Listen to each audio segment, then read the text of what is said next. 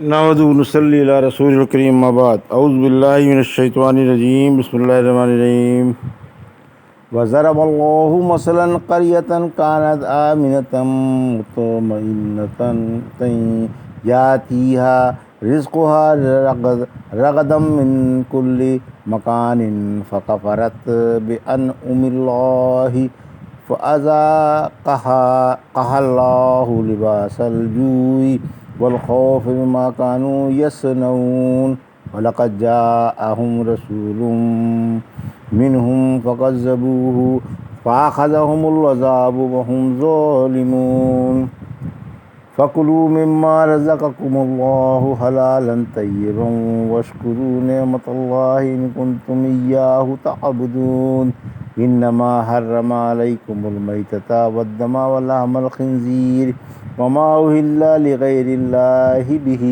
فمن اضطر غير باغ ولا عاد فإن الله غفور رحيم ولا تقولوا لما تصفوا ألسنتكم الكذب هذا حلال وهذا حرام لتفتروا على الله الكذب إن الذين يفترون على الله الكذب لا يفلحون متاع قلیل ولہم عذاب علیم۔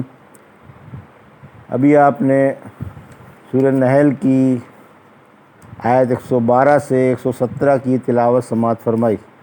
ان آیتوں کا ترجمہ اور تفسیر اس طرح ہے: وضرب اللہ مثلا قریۃ کانت آمنۃ مطمئنۃ یاتیہا رزقها رغدا من کل مکان فکفرت بانعم اللہ فأذاقها اللہ لباس الجوع والخوف بما كانوا يصنعون۔ آیت 112۔ وَلَقَدْ جَاءَهُمْ رَسُولٌ مِّنْهُمْ فَكَذَّبُوهُ فَأَخَذَهُمُ الْعَذَابُ وَهُمْ ظَالِمُونَ۔ آیت 113۔ ترجمہ: اللہ نے ایک بستی کی مثال بیان کی جو امن و عافیت اور اطمینان والی تھی، اور اس کے پاس اس کی روزی ہر جگہ سے بافراغت آ رہی تھی۔ پھر اس نے اللہ کی نعمتوں کی ناقدری کی۔ آخر اللہ نے اسے اس کے عملوں کی وجہ سے مزہ چکھا دیا کہ اسے بھوک اور خوف کا لباس پہنا دیا۔ بلا شبہ ان کے پاس انہی میں سے ایک رسول آ چکا ہے، لیکن انہوں نے اسے نہ مانا۔ آخر عذاب نے انہیں اس حال میں پکڑا کہ وہ ظالم تھے۔ یہ تھا ترجمہ سورہ نحل کی آیت 112 سے 113 کا۔ تفسیر: آیت 112 مکے کی ایک مثال۔ اس کی مثال سے مکے والے مراد ہیں۔ مکے والے امن و عافیت اور اطمینان و سکون سے مکے میں رہتے تھے۔ مکے کے ارد گرد غیر حرم میں لوگوں کو لوٹ لیا جاتا تھا، مگر مکہ میں آ جانے والا امن و عافیت سے بے فکر و بے خوف رہتا تھا۔ سورہ عنکبوت کی آیت 57۔ مشرک بولے: اگر ہم آپ کے ساتھ ہدایت کی پیروی کریں تو اپنی سرزمین سے اچک لیے جائیں۔ کیا ہم نے انہیں امن والے حرم میں جگہ نہیں دی، جہاں طرح طرح کے پھل کھچ کھچ کر چلے آتے ہیں، جو ہمارے پاس والی روزی ہے؟ یہاں بھی یہی فرمایا کہ مکے میں ہر چیز بافراغت چاروں طرف سے کھنچ کھنچ کر آتی ہے، لیکن مکے والوں نے اللہ کی نعمتوں کی ناشکری کی۔ آیت 113۔ اور سب سے بڑی نعمت رحمت عالم صلی اللہ علیہ وسلم کو ٹھکرا دیا۔ سورہ ابراہیم کی آیت 28-29 میں: کیا آپ نے انہیں نہیں دیکھا کہ جنہوں نے اللہ کی نعمت کفر سے بدل ڈالی اور اپنی قوم کو ہلاکت کے گڑھے میں جا اتارا، یعنی جہنم میں، جس میں وہ داخل ہوں گے اور جو بدترین ٹھکانہ ہے۔ ناشکری سلب نعمت کا موجب ہے۔ آخر ناشکری کا یہ انجام ہوا کہ ان کا امن بھی جاتا رہا اور بافراغت روزی بھی چھن گئی۔ اللہ نے ان پر بھوک اور ڈر مسلط فرما دیا اور انہیں بھوک و خوف کا لباس پہنا دیا، کیونکہ انہوں نے اللہ کے رسول کی نافرمانی کی اور آپ کے خلاف سازشیں کی۔ آخر آپ نے تنگ آ کر عہد یوسف کی طرح 7 سالہ قحط کی بددعا فرما دی۔ پھر تو ایسا ہولناک قحط پڑا کہ لوگوں کا تمام سرمایہ ختم ہو گیا اور انہیں خون کی لتھڑی ہوئی اونٹوں کی کھالیں کھانی پڑیں، اور امن کے بجائے ان پر مسلمانوں کا ایسا رعب چھایا کہ انہیں اپنی ہر چیز چھنتی ہوئی نظر آنے لگی۔ آخرکار ان کے کرتوتوں، بغاوتوں اور جھٹلانے کی وجہ سے اللہ نے اپنے رسول صلی اللہ علیہ وسلم کے ہاتھوں مکہ فتح کرا دیا۔ بعثت رسول صلی اللہ علیہ وسلم اللہ کا احسان عظیم ہے۔ مکے والوں نے اللہ کے احسان عظیم کی ناقدری کی۔ سورہ آل عمران آیت 164۔ مومنوں پر اللہ کا یہ زبردست احسان ہے کہ اس نے انہی میں سے ایک رسول بھیجا۔ اے عقل والو، اللہ سے ڈر جاؤ، اللہ تمہاری طرف بھولا ہوا سبق یاد دلانے والا ایک رسول بھیج چکا ہے۔ سورہ بقرہ کی آیت 151 152۔ جیسے ہم نے تمہیں میں سے ایک رسول بھیجا جو تمہیں ہماری آیتیں پڑھ کر سناتا ہے، تمہیں پاک صاف کرتا ہے اور تمہیں کتاب و سنت کی تعلیم دیتا ہے۔ بہرحال اللہ نے ان کے امن کو خوف سے اور خوشحالی کو بھوک سے بدل دیا، اور مومن جو بھوکے تھے فارغ البال و خوشحال ہو گئے، اور ان کے دلوں سے مشرکوں کا رعب جاتا رہا۔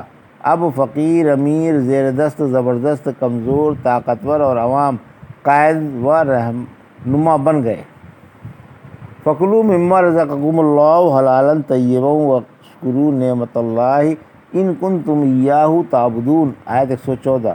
إِنَّمَا حَرَّمَ عَلَيْكُمُ الْمَيْتَةَ وَالدَّمَ وَلَحْمَ الْخِنزِيرِ وَمَا أُهِلَّ لِغَيْرِ اللَّهِ بِهِ فَمَنِ اسْتُرَّ غَيْرَ بَاغٍ وَلَا عَادٍ فَإِنَّ اللَّهَ غَفُورٌ رَحِيمٌ آیت 115۔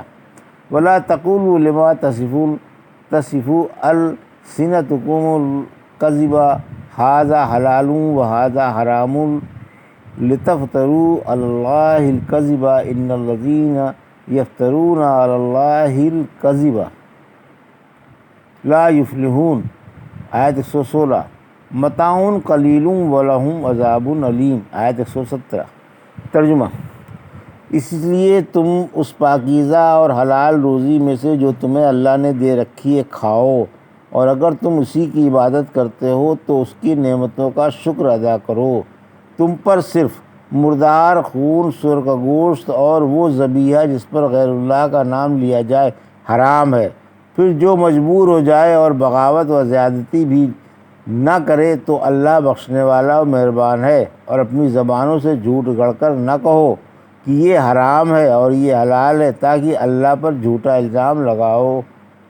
یقین مانو جو اللہ پر جھوٹا الزام لگاتے ہیں انہیں کامیابی نصیب نہیں ہوتی، اور ان کے لیے تھوڑا سا فائدہ ہے اور انہی کے لیے دردناک عذاب ہے۔ یہ تھا ترجمہ آیت 114 سے 117 کا۔ تفسیر آیت 114۔ حلال روزی اور شکر کا حکم، یعنی مسلمان حلال، طیب اور پاکیزہ روزی کھائیں اور اللہ کا شکر ادا کرتے رہیں، کیونکہ یہ اسی کا انعام اور فضل و کرم ہے جو تنہا عبادت کا مستحق ہے اور جس کا کوئی شریک نہیں۔ آیت 115۔ حرام چیزوں کا بیان۔ اس آیت میں حرام چیزوں کا بیان ہے جو دنیوی اور دینی اعتبار سے مضر ہوتی ہیں، یعنی مردار خون، سور کا گوشت اور غیر اللہ کے نام کا ذبیحہ۔ اگر کوئی مجبور ہو جائے اور بغاوت و زیادتی نہ کرے تو ان میں سے بقدر ضرورت کھا سکتا ہے۔ فکر نہ کرے، اللہ بخشنے والا مہربان ہے۔ سورہ بقرہ میں پوری تفصیل اس کی گزر چکی ہے۔ بدعت سے بچنے کا حکم آیت 116۔ مسلمانوں کو حکم ہے کہ مشرکوں کی راہ اختیار نہ کریں اور محض اپنی طرف سے گڑھ کر کسی چیز کو حلال یا حرام نہ کہہ دیا کریں۔ جیسے مشرکوں نے اپنی رائے سے چند نام گڑھ لیے اور انہیں حرام کہہ دیا کہ بحیرہ، صائبہ، وسیلہ اور حام حرام ہیں۔ انہوں نے جاہلیت میں یہ نام گڑھ لیے تھے اور اپنی خود ساختہ شریعت میں انہیں حرام ٹھہرا لیا تھا۔ اس حکم میں ہر بدعت آ گئی جس کا شریعت میں کوئی اتا پتہ نہ ہو، اور اس میں محض رائے سے حرام اور حلال کو حرام کرنا شامل ہے۔ شریعت گڑھنے والوں کو وعید۔ آیت 117۔ خود ساختہ شریعت والوں کو تنبیہ ہے کہ انہیں دنیا اور آخرت میں فلاح نصیب نہ ہوگی اور نامراد و ناشاد ہی رہیں گے، یعنی دنیا میں چند روزہ فائدہ اٹھا لیں لیکن آخرت میں تو ایسوں کے لیے دردناک عذاب ہے۔ سورہ لقمان کی آیت 24 میں فرمایا ہم انہیں تھوڑا سا فائدہ اٹھانے دیں گے پھر انہیں سخت عذاب کی طرف مجبور کر دیں گے۔ سورہ یونس کی آیت 97 آیت 169 سے 69 اور 70 جو اللہ پر جھوٹ بولتے ہیں وہ فلاح نہیں پا سکتے، دنیا کا چند روزہ فائدہ ہے پھر ہمارے ہی پاس لوٹ کر آنا ہے، پھر ہم انہیں ان کے کفر کی وجہ سے سخت عذاب چکھائیں گے۔ یہ تھا سورہ نحل کی آیت 112 سے 117 کا ترجمہ اور تفسیر جو بھی آپ نے سماعت فرمائی۔ بارک اللہ لی و لکم فی القرآن الحکیم و نفعنی ایاکم بآیات الذکر الحکیم۔